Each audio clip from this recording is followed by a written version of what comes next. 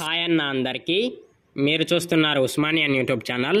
ఈ వీడియోలో మనం తెలంగాణ సిపి గెట్లో చాలా సింపుల్గా ఎక్కువ మార్కులు ఎలా పొందాలి, అలాగే ఉస్మానియా యూనివర్సిటీలో సీట్ పొందాలి అంటే ఎలా చదవాలి అనేది అయితే డిస్కస్ చేద్దాం.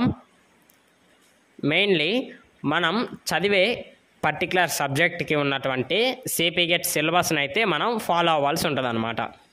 ఆ సిలబస్లో ఉన్నటువంటి టాపిక్ని మనం చదివేటప్పుడు ఒకటే పాయింట్ ఆఫ్ వ్యూ నుండి కాకుండా వేరియస్ పాయింట్ ఆఫ్ వ్యూస్ నుండి క్లియర్ చేయాలి. ఎలా అంటే నేను ఎంఏ పబ్లిక్ అడ్మినిస్ట్రేషన్ ప్రిపేర్ అవుతున్నాను. ఎంఏ పబ్లిక్ అడ్మినిస్ట్రేషన్లో నేను వాళ్ళు ఇచ్చినటువంటి సిలబస్ నుండి గవర్నర్ అనే ఒక సబ్ టాపిక్ ఎంచుకున్నాను. ఆ టాపిక్ని ఎలా చదవాలి అంటే నేను మీకు స్క్రీన్ మీద ఒక ఇమేజ్ డిస్ప్లే చేస్తున్నాను, చూడండి. గవర్నర్ యొక్క అపాయింట్మెంట్, గవర్నర్ని ఎవరు అపాయింట్ చేస్తారు, అలాగే అపాయింట్మెంట్స్ ఆయన ఎవరెవరిని అపాయింట్ చేస్తారు అనేది మెయిన్ అన్నమాట. అలాగే సెకండ్ వచ్చేసి గవర్నర్ కావాలి అంటే ఉన్న క్వాలిఫికేషన్స్ ఏమిటి, ఓకేనా. ఒక పర్సన్ గవర్నర్ అవ్వాలి అంటే ఎంత ఏజ్ ఉండాలి, ఏమేమి క్వాలిఫికేషన్స్ ఉంటే గవర్నర్ అవుతాడు. నెక్స్ట్ వచ్చేసి అతని యొక్క టెన్యూర్. ఇఫ్ ఏ పర్సన్ గవర్నర్గా ఎన్నుకోబడ్డాడు అంటే అతను ఎన్ని సంవత్సరాల వరకు, ఎంత సమయం వరకు ఆ యొక్క పొజిషన్లో గవర్నర్గా కొనసాగుతాడు. ఏదైనా ఒక పోస్ట్కి ఉన్నటువంటి పదవి కాలం ఎంత అనేది మనం తీసుకోవాలన్నమాట. అలాగే నెక్స్ట్ వచ్చేసి అతని యొక్క డ్యూటీస్ అండ్ ఫంక్షన్స్. ఒక పర్సన్ గవర్నర్ ఆర్ సీఎం అయితే అతని యొక్క డ్యూటీస్ ఏంటి, అతని యొక్క ఫంక్షన్స్ ఏంటి, అతను ఎవరెవరిని అపాయింట్ చేస్తారు, అతను ఎవరెవరి యొక్క కంట్రోల్లో ఉంటారు, ఓకేనా. అతని కంట్రోల్లో ఇంకా ఎవరెవరు ఉంటారు, ఓకేనా. ఇలాంటి 4-5 పాయింట్ ఆఫ్ వ్యూస్ నుండి అనేది అయితే క్లియర్ చేయడం ద్వారా ఒక టాపిక్ మీద మనకి కాన్సెప్టువల్ క్లారిటీ అనేది అయితే మనకి వస్తుంది అనమాట, ఓకేనా. ఇలా క్వశ్చన్స్ వస్తాయా, ఎంత సింపుల్గా ఉంటుందా సిపి గెట్ అంటే అఫ్కోర్స్ ఈజీగా ఉంటుంది.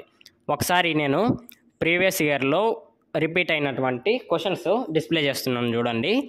మనం ఫస్ట్ చదివింది ఈ గవర్నర్ అనే టాపిక్లో అపాయింట్మెంట్ విషయానికి వస్తే ఒకసారి చూడండి.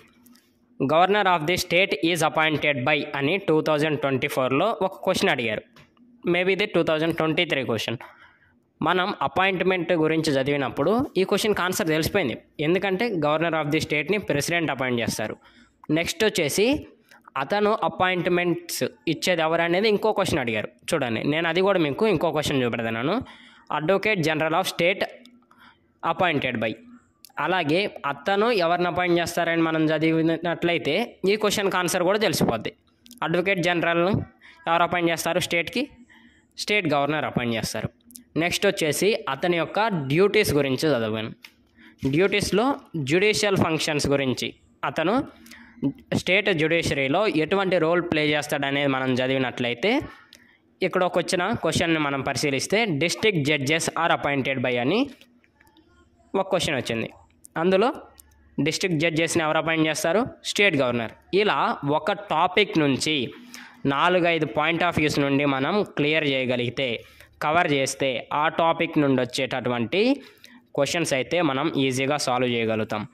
ఈ రోజు నుండి ఎగ్జాక్ట్గా 15 డేస్ ఆఫ్ టైం మాత్రం మనకి మిగిలింది. సో ఈ 15 డేస్లో పర్ డేకి 4 టాపిక్స్ ఇలా వేరియస్ పాయింట్ ఆఫ్ వ్యూస్ నుండి కవర్ చేస్తే 15 × 4 60 టాపిక్స్ మీద మనకి స్ట్రెంగ్త్ అయితే ఉంటుంది.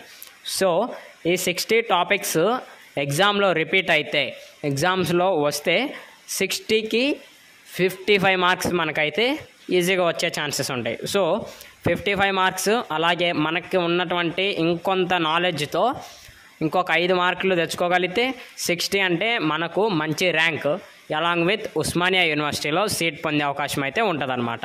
ఇంకా మీకు ఏదైనా ప్రిపరేషన్ గురించి డౌట్స్ ఉన్నా, ఏదైనా గైడెన్స్ కావాలి అన్నా, ఆర్ఎల్స్ మీకు ఏదైనా హెల్ప్ కావాలి అన్నా కానీ మీరైతే కామెంట్ సెక్షన్లో మీకు సంబంధించినటువంటి డౌట్స్ అయితే అడగండి.